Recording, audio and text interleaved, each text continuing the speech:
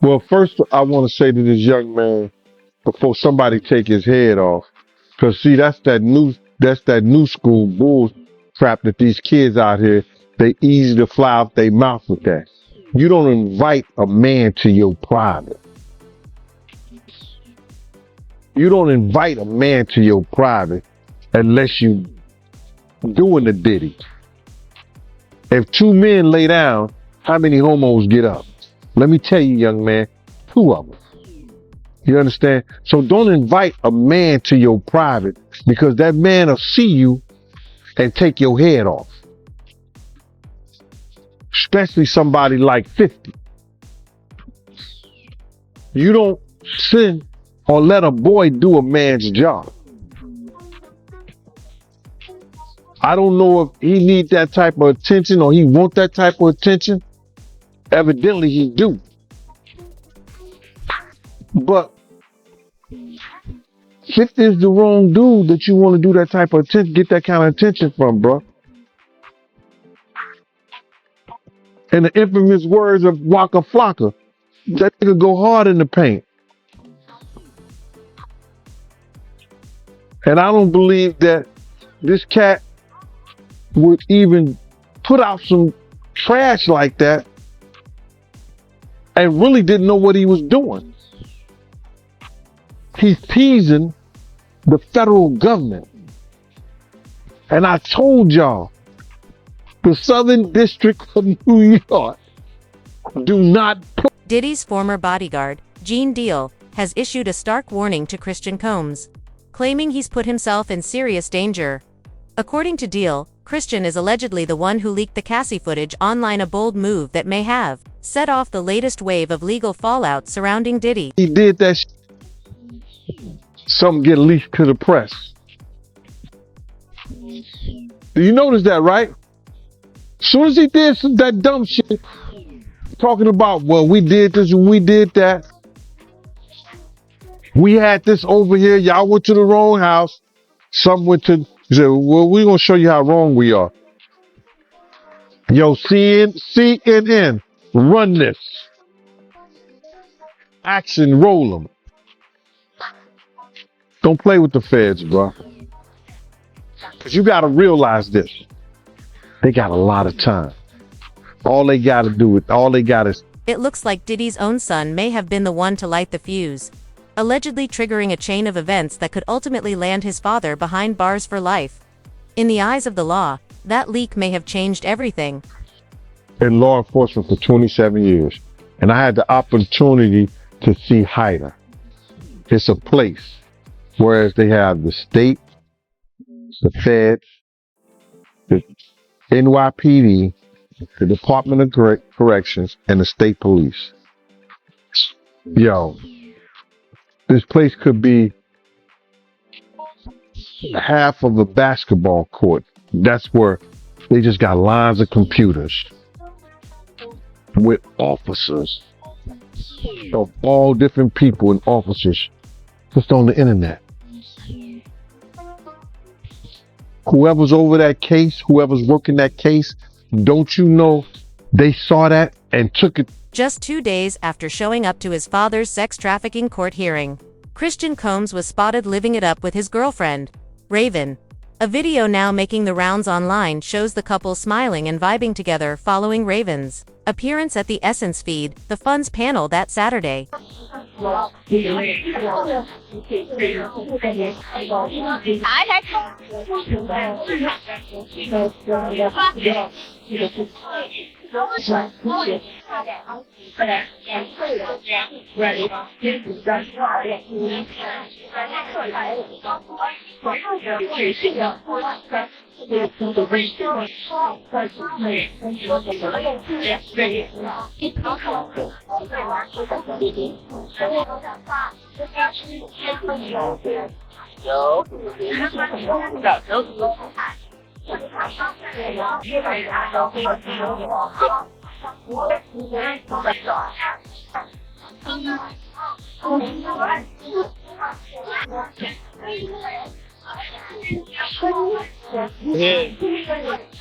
See what's going on.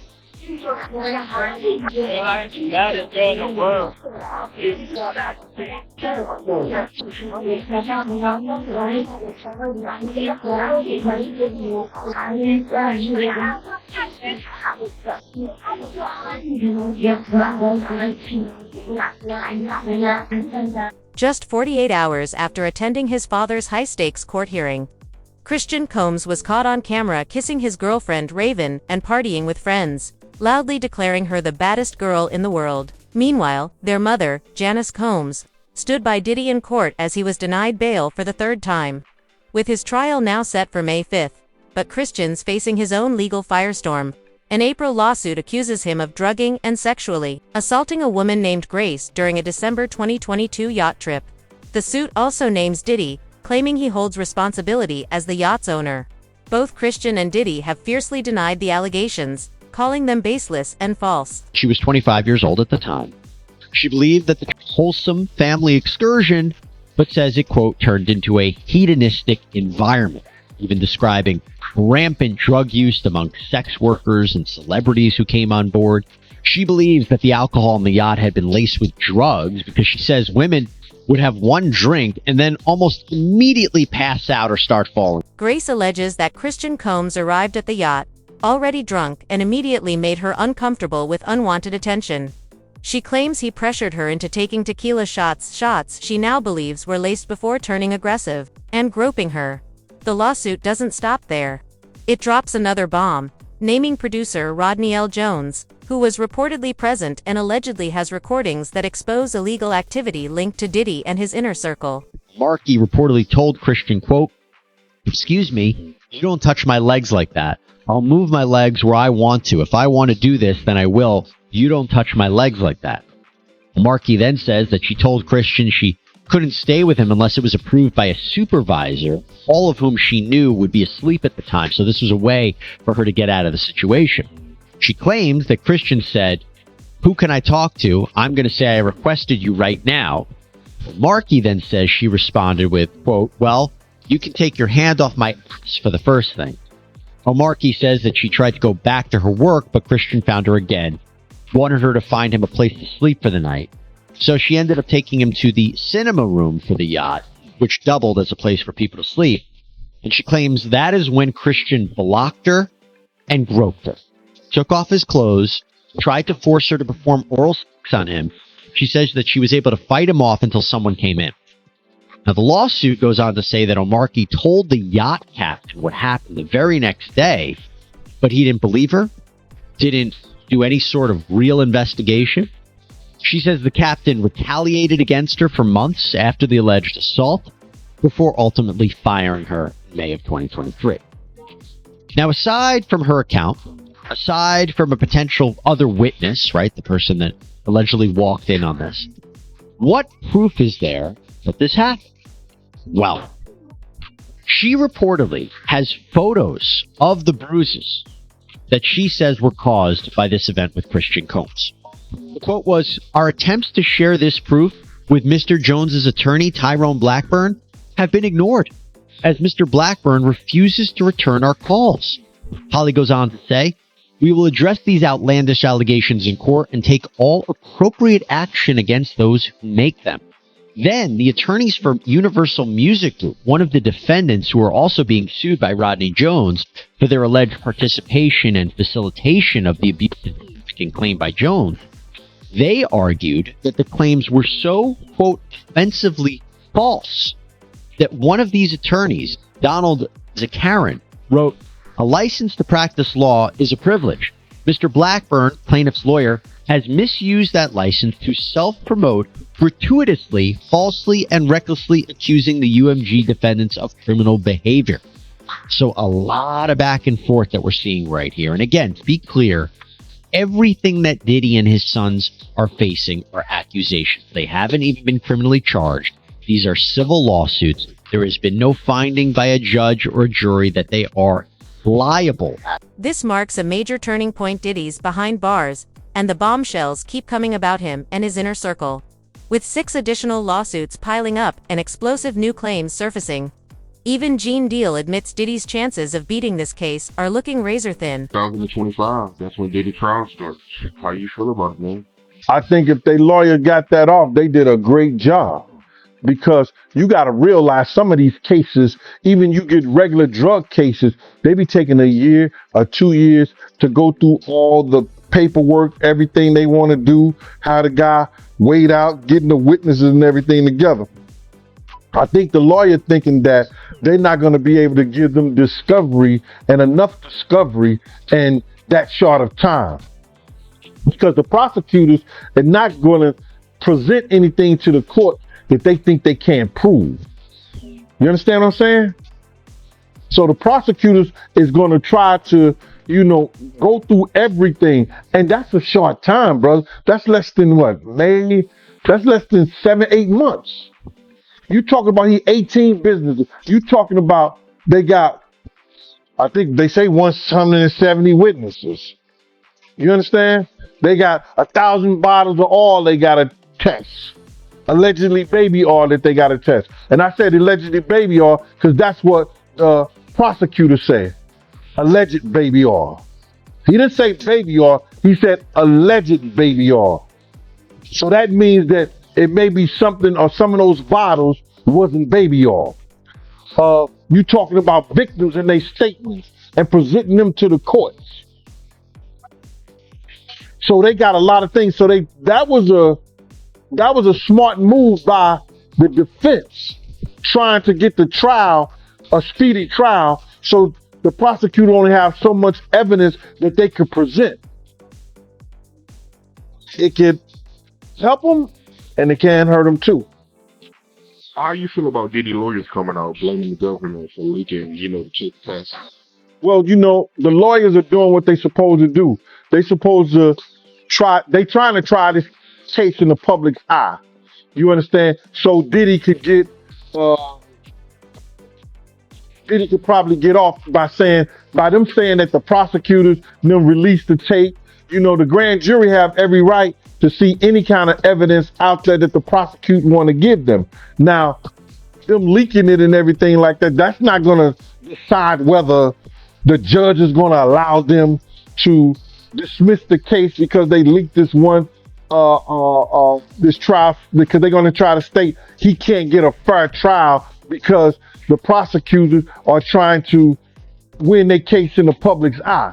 That's not going to be, it's going to be up to the judge to decide whether that was significant enough to not have this trial.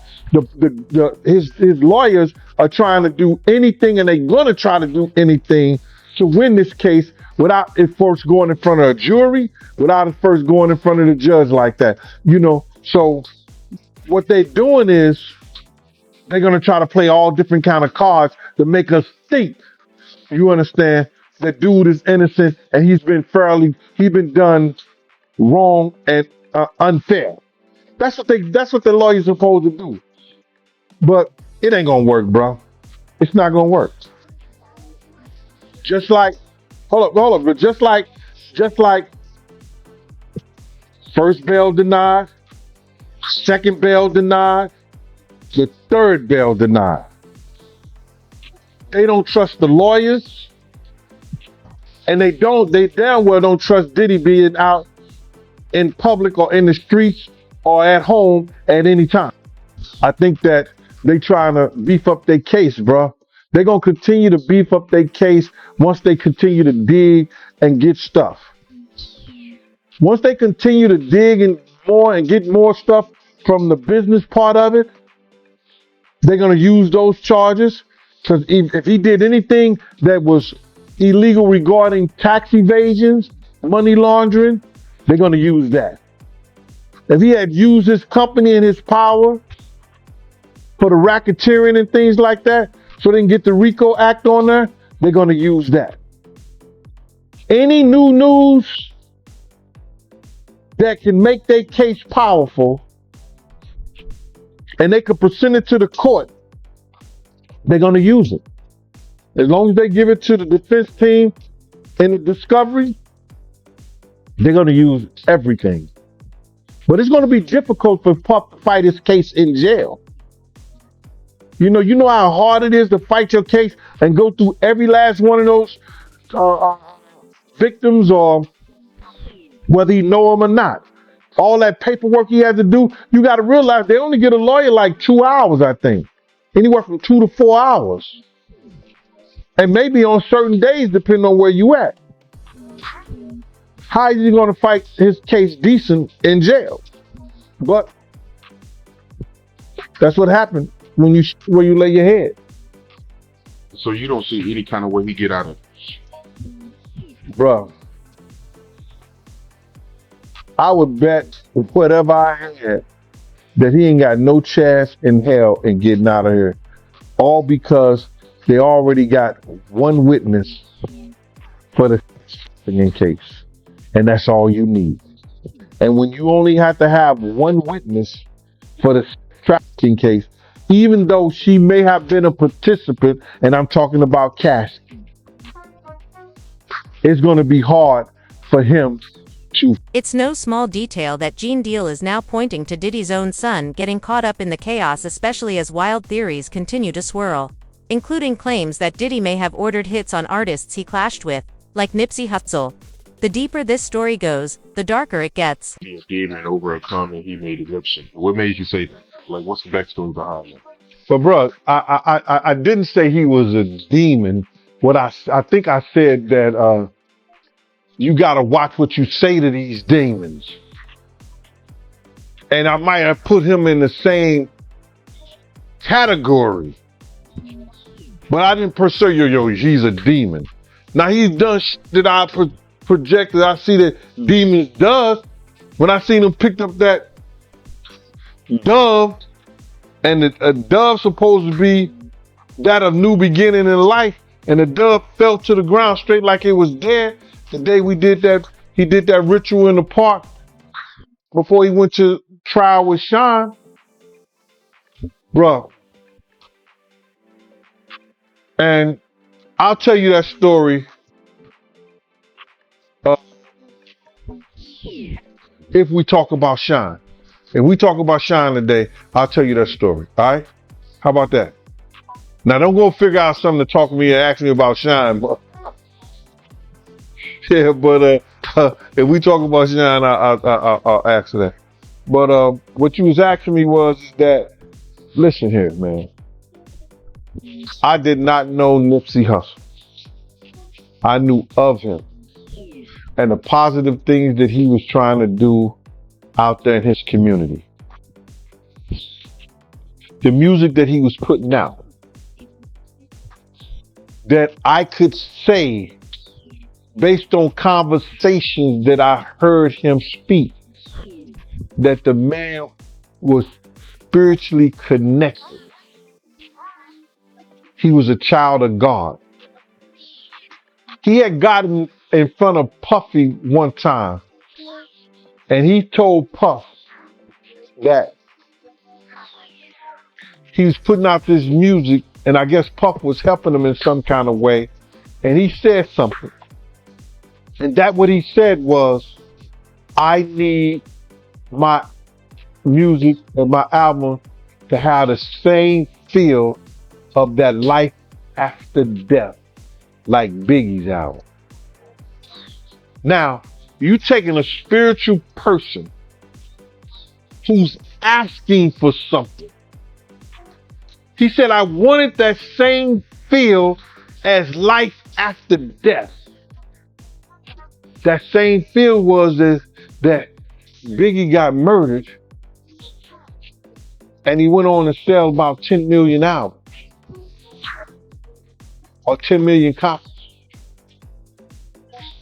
I was saying, you got to watch what you say to demons, because it just might come true. You just got to watch what you say, brother, because God said that you say it by mouth, you believe it in thy heart, and it shall happen. And when you got a strong spirit, and you that type of person, you got to watch what you say out your mouth, man. You think it was a good idea for Nipsey to be cool with Diddy?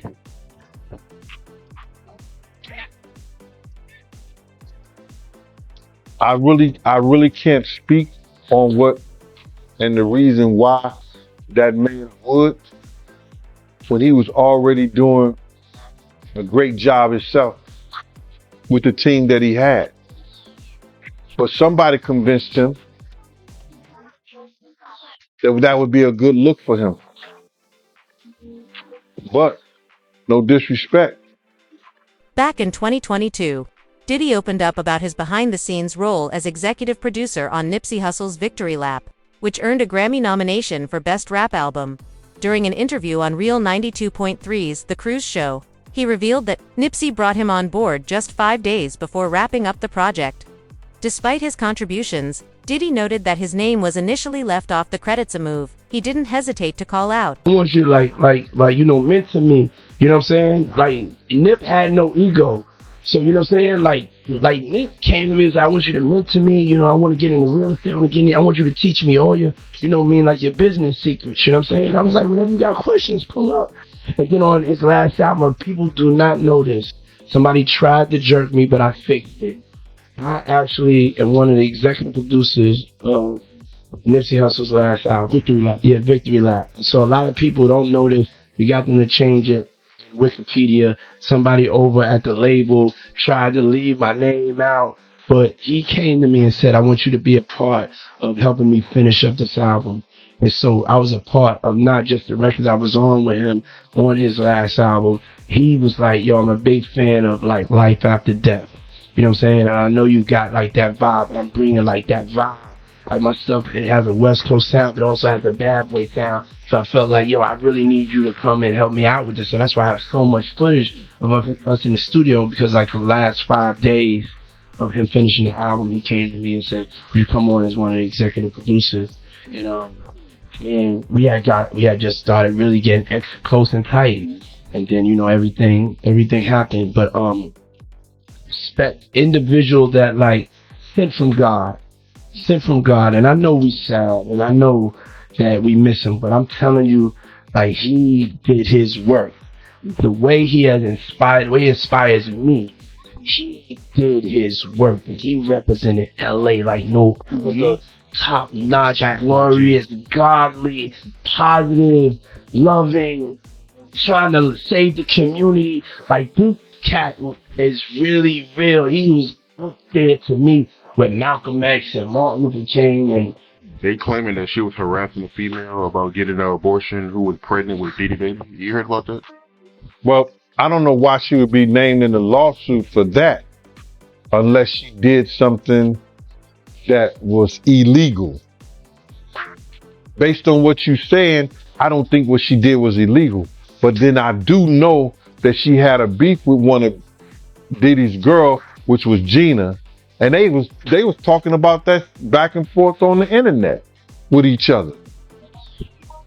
or somebody had posted some of the language and the verbiage between them two when she was saying that if telling the girl Gina, if Diddy told you to eat my box, you would do it. So that was showing me that Diddy has some power over both of these individuals. And she was out there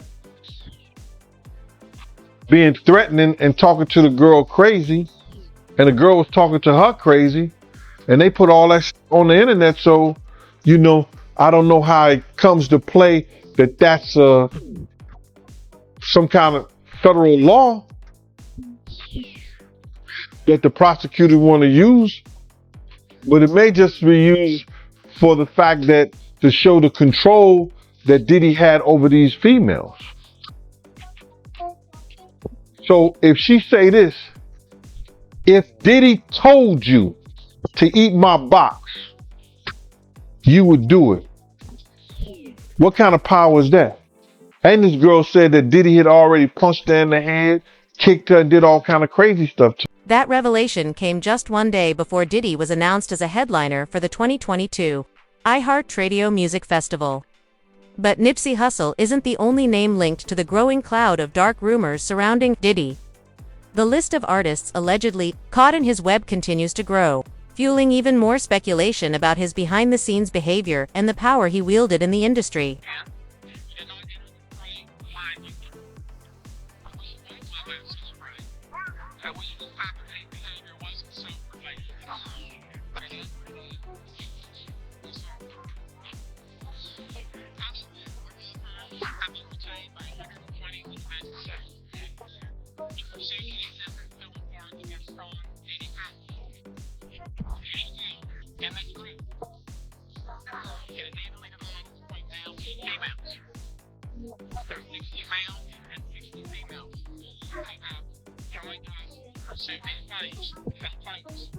In this group, 62% identified as African American, 30% are white, the remainder Hispanic, Asian.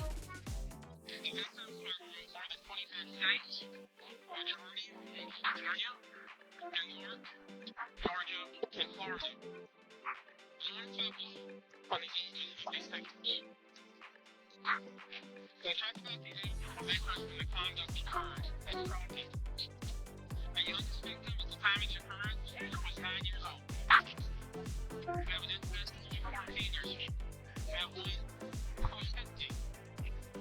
25 of 120 defendants are placed in these states for the time of the accident. The time frame of the accident is very wide. The time of the issue being for the years 1991 all the way to this year, 2024.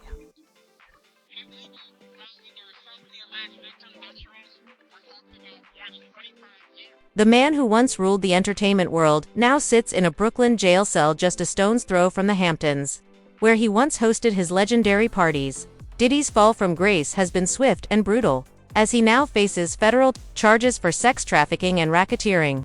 On top of that, he's buried under more than a dozen civil lawsuits accusing him of assault, rape, and sexual extortion. One attorney even claims to represent over 100 alleged victims. Assault, rape, and sexual extortion, with one attorney claiming to represent more than 100 alleged victims of sexual abuse. And then that videotape came out. CNN broke that tape of him assaulting Cassie. After that, game over. That was the turning point here. It is hard to overestimate how connected Diddy was. This is a guy who was friends with Anna Wintour, the editor-in-chief of Vogue. He was friends with the Lauders, with Estee Lauder's company, where he had a fragrance. He was friends with the people that ran Bloomingdale's and Macy's and sold his Sean John collection. He was the most successful rapper, not because of his music output, but because he became this brand. He taught celebrities, you can make more money selling fragrance than selling music. And so he was a pioneer in that way. All these people now who he would count as friends have all disappeared. Right, and he is the only target for prosecutors right now in this case. However, many are saying there are others who knew. So the question becomes, are there more defendants coming? What are you hearing?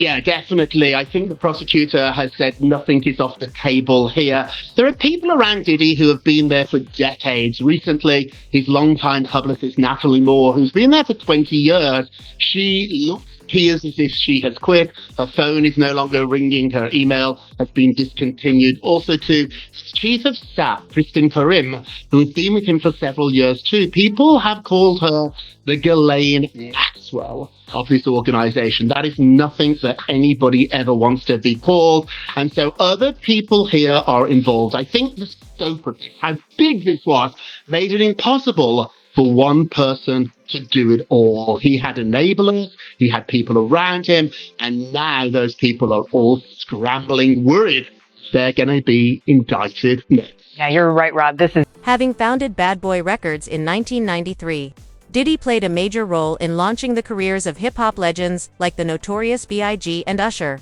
By 1998, he expanded his empire with the launch of Sean John, a clothing line that quickly became a cultural staple.